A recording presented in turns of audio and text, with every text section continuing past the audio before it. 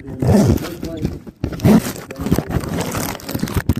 why she was important and how she essentially creates the power that England is today. Okay, so we'll go through these essentials. Maybe we'll get through it before lunch. If not, we'll quickly finish it up.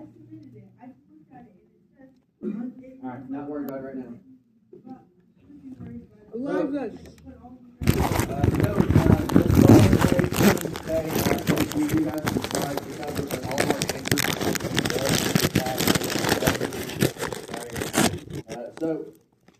at the top, it's just giving us what we already know from yesterday. It's just a 3-minute lesson for her.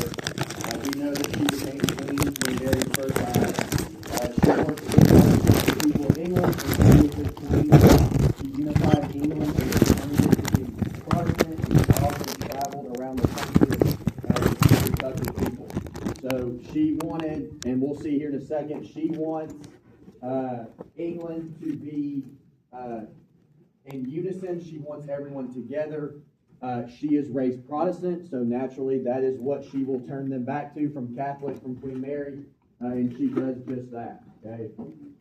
The big thing about Queen Elizabeth is her foreign policy with other countries and how she runs England to allow them to become this power that they are today.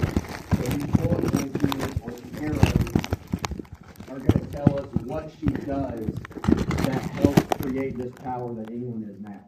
Okay, as she travels around, England's wealth grew and the arts bloomed. Remember, we talked about, I know it's been a while, we talked about Shakespeare, we talked about his theater that he creates, the Globe Theater.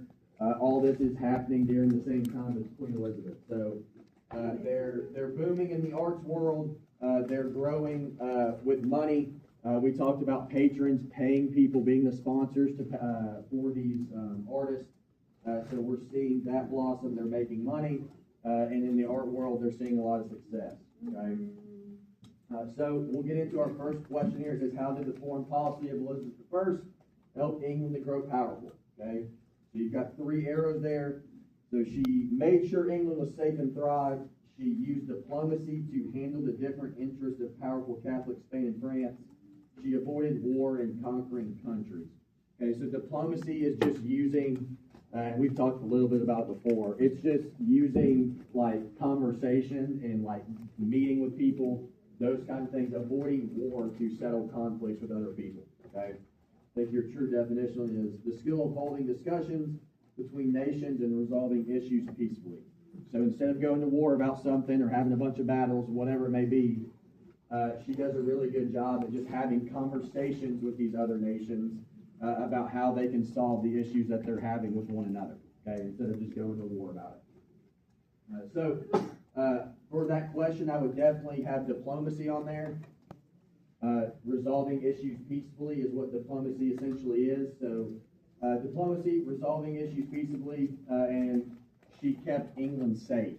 Okay, so how does her foreign policy affect them? It keeps England safe, and she uses diplomacy to keep the peace, essentially, with other countries. Okay, how does that help them grow powerful?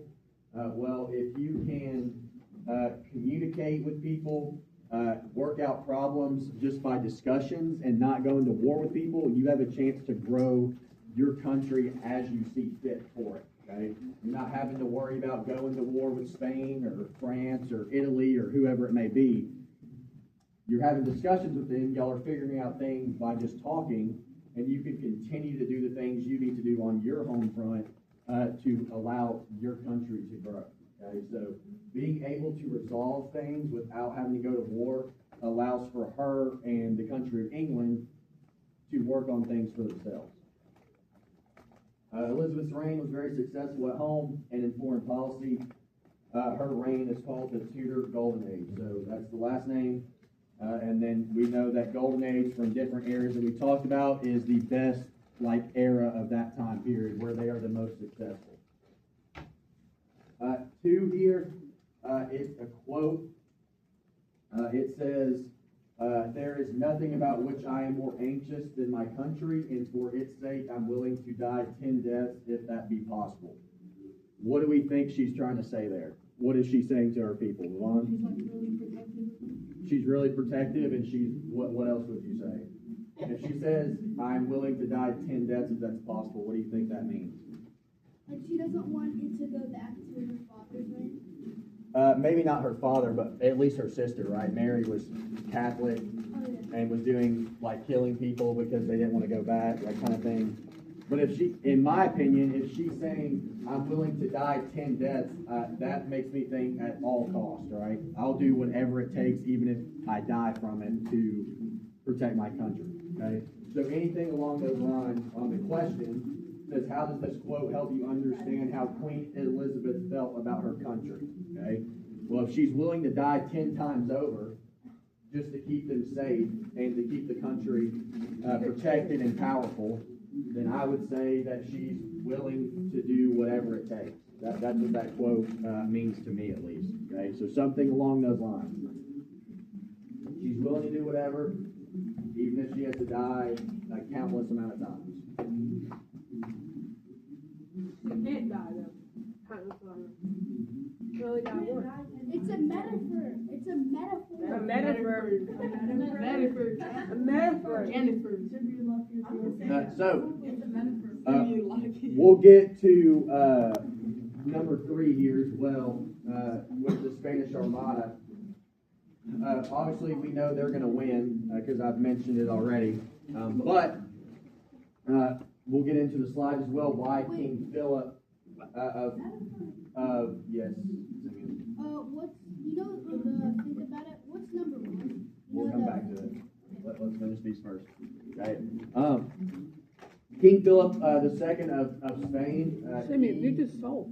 He sees that Queen Elizabeth is trying to, I guess per se, make England the power of Europe and doing different things, and he doesn't really like that. Okay, so he wants to build a naval fleet. So a naval fleet is a bunch of warships, and send them through the English Channel to go and invade England.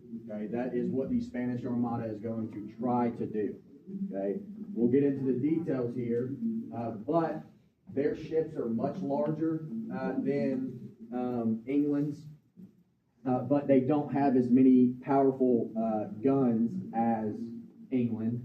Okay, so when they go to battle, if you have a massive boat, and for instance, maybe a storm comes through, it's going to be a lot harder to control it. Okay, so we'll see a storm come through, it'll damage their ships, sink some of them, and then we'll also see a strategy of England setting their ships on fire to overcome